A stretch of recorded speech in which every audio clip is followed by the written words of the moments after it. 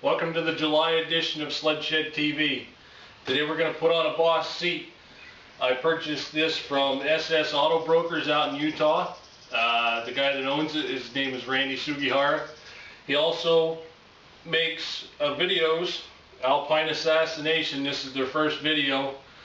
His website is alpineassassins.com, and he is currently working on the second video. The first video was awesome. I can't wait to see what they're going to do with the second video. But I talked to him in early June, I believe it was the first week of June, and they were headed out then to film. And he said about 8,000 feet up they had plenty of snow to work with, so I can't wait to see that video. Also today we're going to talk to Whitey. He's going to have vintage tech and he's going to do some clutching. So without further ado, let's put this puppy on. So there ain't much to this. It's pretty simple, straightforward. When they come from Boss seats, you're going to get two of these little buttons here, and they're going to get riveted onto the side, and then the rest is just held down by Velcro, and that's pretty much so it. So let's pull the old seat off and put that one on. So we took our bolts out. We're going to pull the seat out. There's only 2 bolts in this seat. Our seat is off.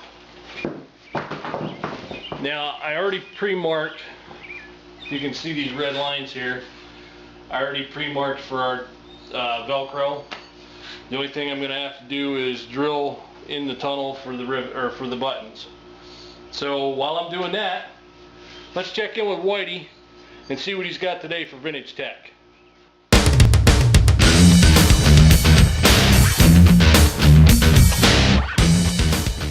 Alright, Sled Freaks, this is Whitey reporting from Maryland for Sled Shed TV. I'm going to go over a few things today, which are going to be tools, the proper information on the Polaris Master Repair Manual, where to find it, and clutches.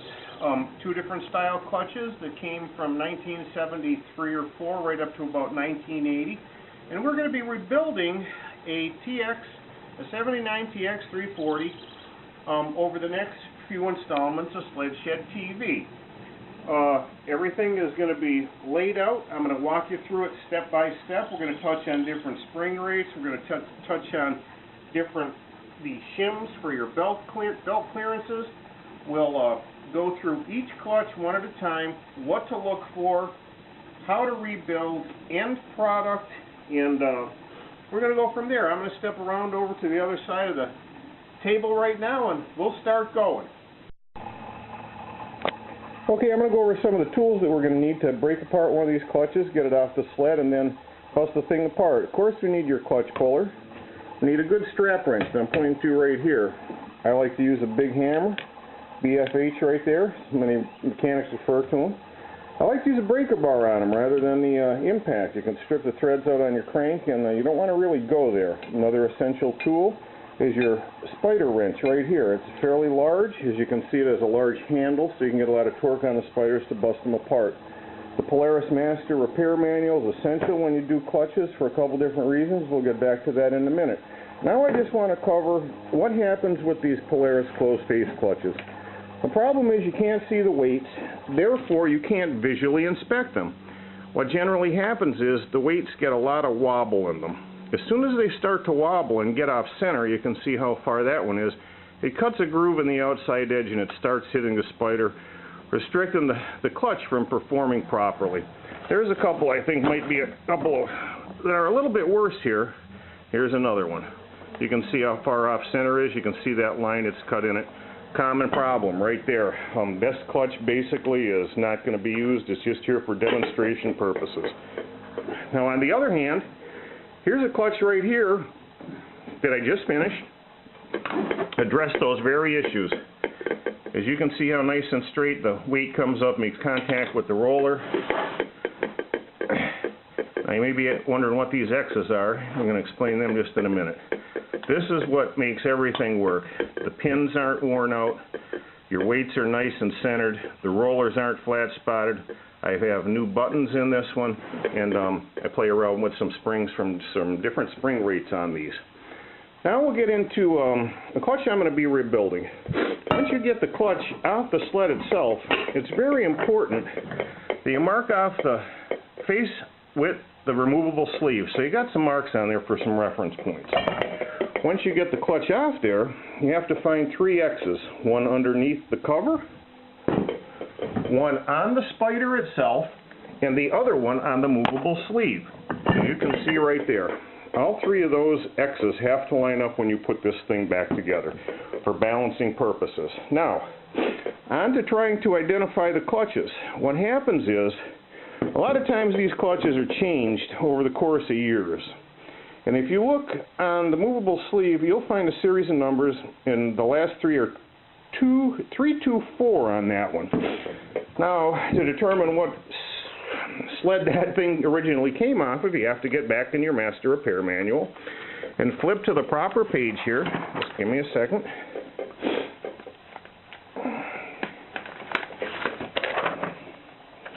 And we'll find exactly what this thing went on.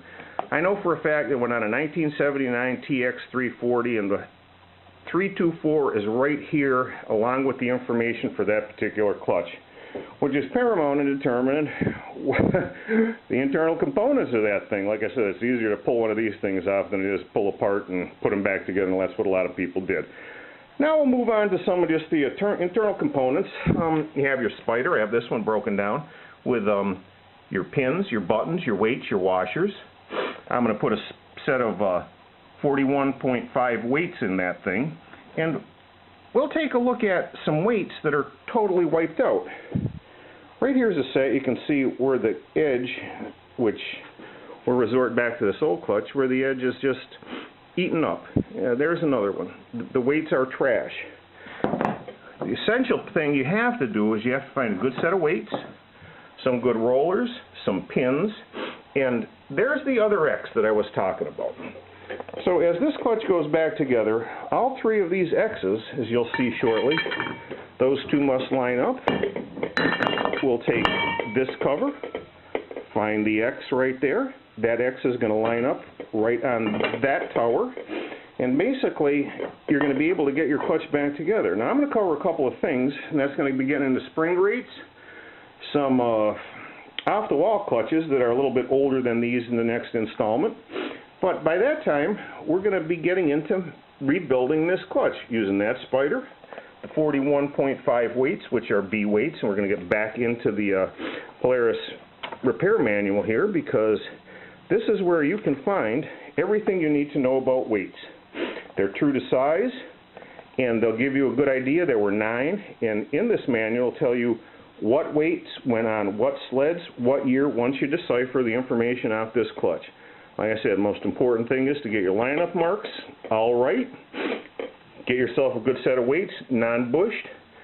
Get a good spider that's not gouged up on the inside, because what happens is when those weights throw out, they start gouging the spider.